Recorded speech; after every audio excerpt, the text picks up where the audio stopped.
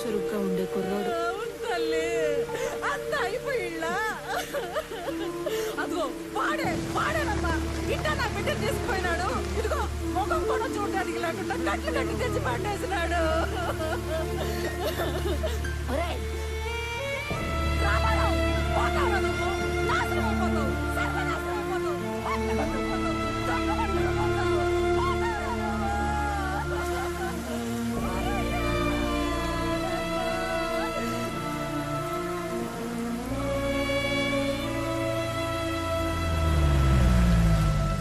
బస్సులో హైదరాబాద్ పోవాల్సిన ఓడివి ట్రైన్ లో మంగళూరు ఎందుకు పోతాండావురా?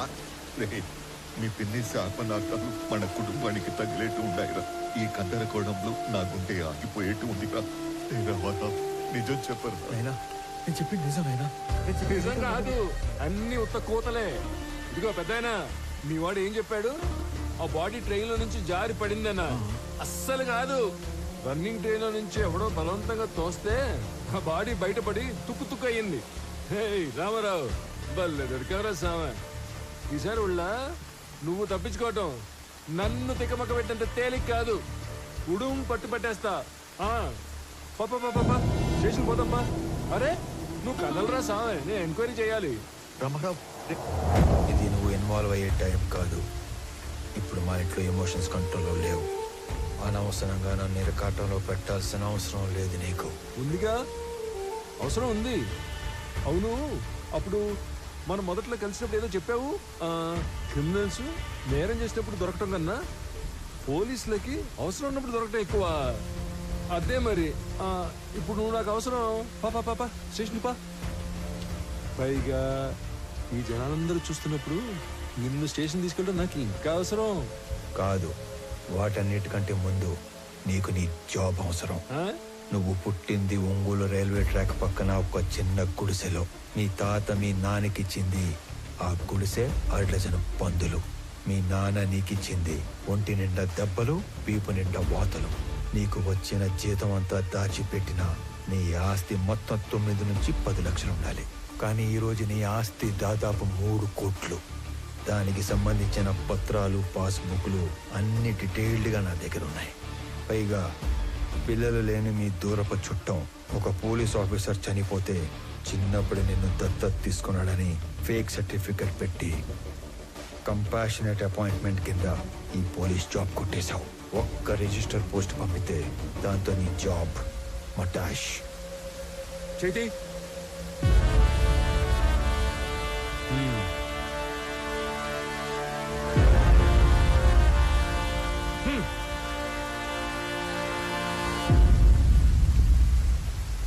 ఏందిరా, ఆ పోలీసు ఎంత బలంగా వచ్చినాడో అంతే భయంతో పోయినాడు. ఏం చెప్పి భయపెట్టినావురా? అసలు ఏం చేస్తున్నావు నువ్వు? అనంత వాళ్ళు ఈ మధ్య ఆస్తులు ఏమైనా కొన్నారా? ఎక్కువ డబ్బు వాళ్ళ చేతులు మారడం ఏమైనా చూసావా? నేనేం అడుగుతాంటాను, నువ్వేం అడుగుతాంటావు? రే, తండ్రి అయ్యుండి ఈ వయసు తండ్రితో అబద్ధం చెప్పకూడదురా. నేనేం అబద్ధం అనలేదు నాయనా. నేను ఎక్కువ బాధ పెట్టకూడదని నిజం దాచాను.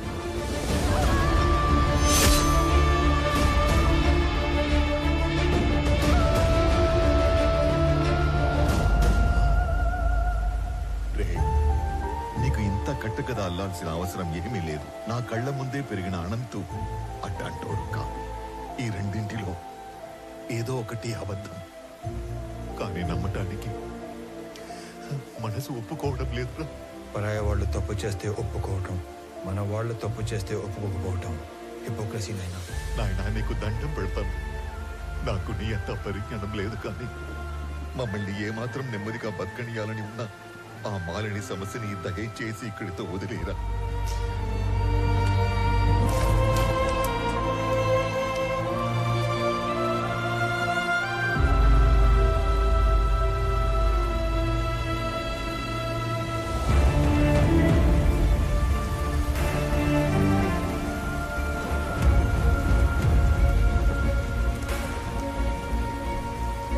దుర్మద స్వాహ, దుర్నయ స్వాహ.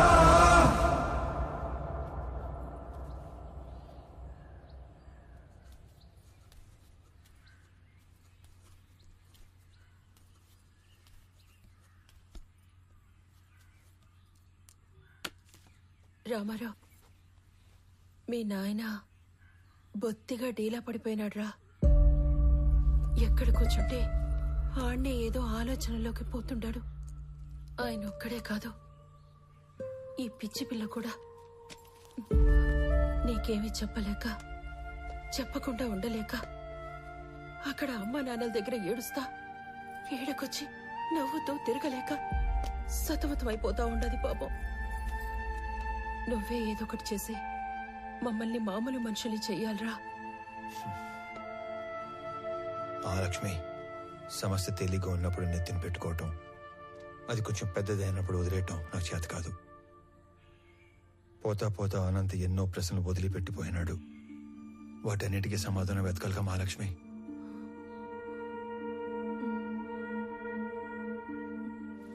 నేను మాట్లాడతాను, నువ్వు వెళ్ళు.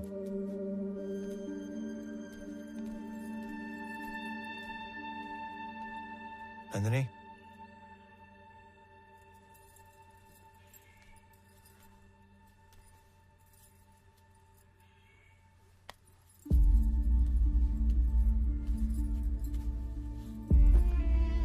మచ్చలేని బండరాయిలా బతకడం కన్నా మచ్చపడ్డ ఒక భోజనాలా బతకడం నాకు ఇష్టం. నా కోసం ఇంకొన్ని రోజులు ఉపయోగపట్టు, అన్ని సర్దుకుంటాయి.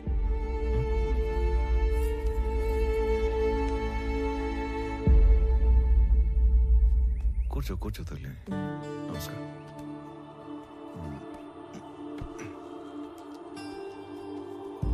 అయ్యా, మనవరాలు మనసు మరిచి తీసుకొచ్చింది. మా వాడు దుబాయ్లో ఉన్నాడని చెప్పడం అబద్ధం.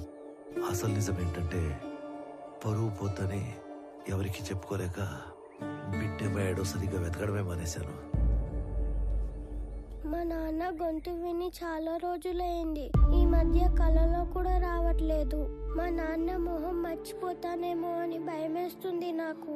మా నాన్నని వెతకడానికి హెల్ప్ చేస్తారా? గుడ్డు పెట్టుకోవాలా లేదా అన్న ప్రశ్నతోనే నా రోజు మొదలవుతుంది.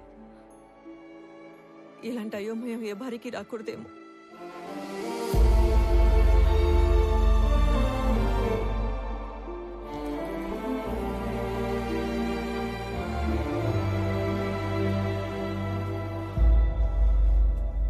నా కొడుకు వయసు ఉంటుంది నీకు. ఇవి చేతులు కాదు, కళ్ళు అనుకో. అయ్యో, తండ్రి లాంటి వారు, బాధపడకండి. బాధపడకుండా ఎట్టా ఉంటారా? నువ్వు చెప్పినప్పుడు ఆ బాధ ఎందో నాకు అర్థం కాలేదు. ఇప్పుడు అర్థం అవుతా ఉండాలి. ఇది వాళ్ళ ఇంటి సమస్య మాత్రమే కాదు, మన ఇంటి సమస్య కూడా. దీనికో ముగింపు మొదలుపెట్టు. ఎవరడ్డం వచ్చినా, చివరికి నేను అడ్డం వచ్చినా కూడా దీని అంతు తేల్చే వరకు వదలొద్దు.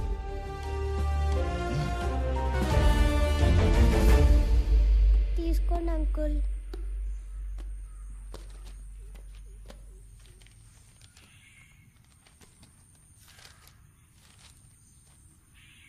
ఈ లెక్కలేంటి తల్లి? రే, నేను నెంబర్ చెప్తా, నోట్ చేసుకో. 085923451. వాడి పేరు సురేష్. 3 తబలాలోళ్ళు, 6000 చొప్పున 3. ఈ అమౌంట్ రేపు ఇచ్చేద్దాం. అలాగే ఇద్దరు మనుషులకి 250 చొప్పున 3 రోజులు, అంటే 2 × 3 × 250. రిటర్న్ వచ్చాక బల్క్ 20,000 ఇస్తాను. ఇంకొక నెంబర్ చెప్తా, రాసుకో. 083323141. వాడి పేరు దివాకర్. 4 సిగరెట్ లోళ్ళు. ఖర్చులిద్దరికి 300 చొప్పున 3 రోజులు. నీ మనిషి కాబట్టి 300 ఇస్తున్నాను. రిటర్న్ వచ్చాక బల్క్గా 30,000 ఇస్తా.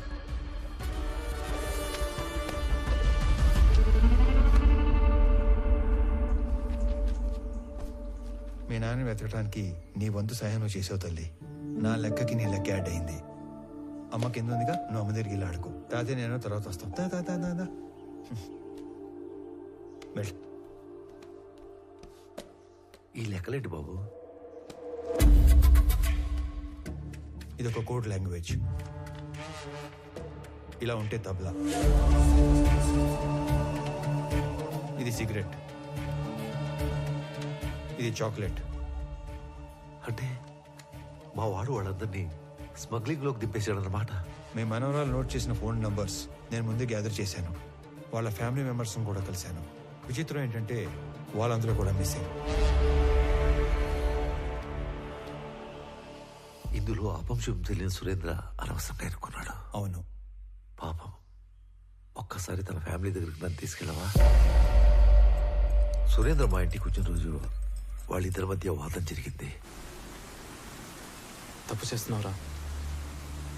నువ్వు స్మగ్లింగ్ చేస్తున్నావు ముందే తెలుసుంటే నీ దగ్గరికి హెల్ప్ అడగడానికి వచ్చేవాడిని కాదు. ఏంట్రా తప్పు?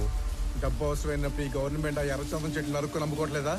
విరాజ్ ఈ బిజినెస్ ఎప్పటి నుంచో చేస్తున్నాడు. ఇదంతా ఈ గవర్నమెంట్ తెలియకుండా జరిగిపోతుందా? రే, ఎవరికి అందాల్సింది వాళ్ళకి అంతానే ఉంది. ఈ టోటల్ నెట్వర్క్ లో నేను ఒక చిన్న లింక్ మాత్రమే. అయినా మా నాన్న నిజాయితీగా 30 ఏళ్ళు కష్టపడి సంపాదించింది ఏమీ లేదురా, ఊరంతా అప్పు తప్ప. నేను ఈ 3 సంవత్సరాల్లో కావాల్సినంత సంపాదించాను. మన ఫ్రెండ్స్ లో కూడా చాలా మందికి హెల్ప్ చేశాను. నువ్వేమి ఫీల్ కాకుండా నేను ఇచ్చిన డబ్బు తీసుకొని బిజినెస్ లైన్ లో పెట్టుకో, మనం తర్వాత చూసుకుందాం. నేను తీసుకొనిరా. నువ్వు అన్నట్టు ఆ స్మగ్లింగ్ గవర్నమెంట్ తెలిసే జరుగుండొచ్చు, కానీ దొరికితే ఇరుక్కుపోయేది నువ్వు, నీతో పాటు ఉన్న లింకులు. నువ్వు చెప్పే ఆ విరాజ్ లంచం తీసుకునే గవర్నమెంట్ ఆఫీసర్లు వాళ్ళందరూ క్షేమంగానే ఉంటారు, కానీ నిన్ను మించి నీలాంటి ఇంకో బలి పశువుని ఎత్తుకుంటారు. అటు చూడు, మన పిల్లలకు పెట్టే ప్రతి ముద్ద నిజాయితీతో పెట్టడమే మనం వాళ్ళకిచ్చే గొప్ప ఆస్తి, అస్తిత్వం.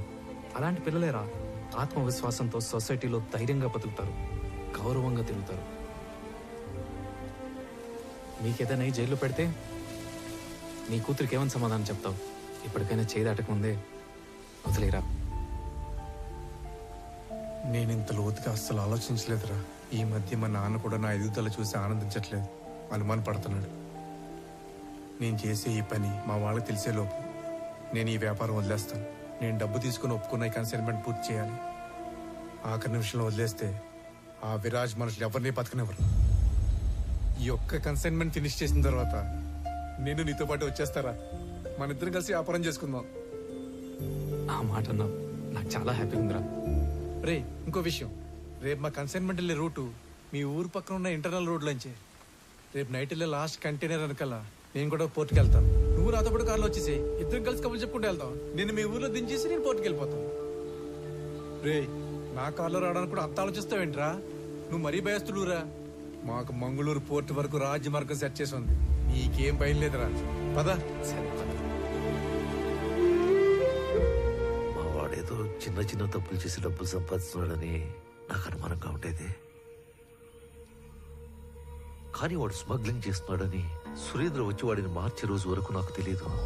వాళ్ళిద్దరూ ఆ రోజు కలిసి బయలుదేరారు, కలిసే కనబడకుండా పోయారు.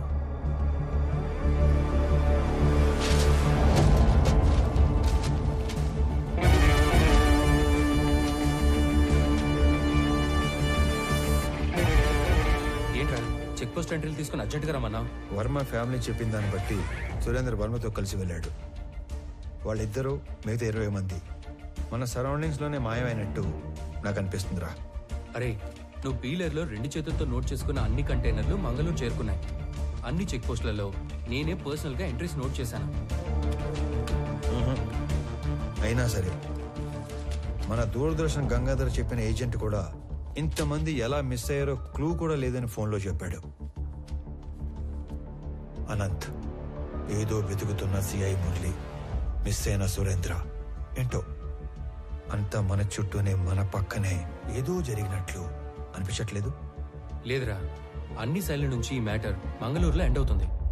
నువ్వు మంగళూరు బయలుదేరినప్పుడు కూడా నేను ఆపడానికి అనంత్ అటాక్ చేశాడు. అంటే అక్కడ ఏదో జరుగుతుందనే కదా? కాదురా, అనంత్ అటాక్ చేసింది నన్ను ఆపడానికి కాదు, చంపడానికి. మంగళూరులో నాకేదో దొరికేస్తుందని కాదు, తిరిగి వచ్చాక వాడెక్కడ దొరికిపోతాడేమో అనే భయంతో. నన్ను వదిలి ట్రైన్ లూప్ లైన్లో ఆగి బయలుదేరే లోపే ఒక గ్యాంగ్తో వచ్చాడంటే వాడు డైరెక్ట్గా నెట్వర్క్కి కనెక్ట్ అయి ఉన్నాడు. ఎవడికో వాడు ఇన్ఫార్మ్ చేశాడు. ఎస్,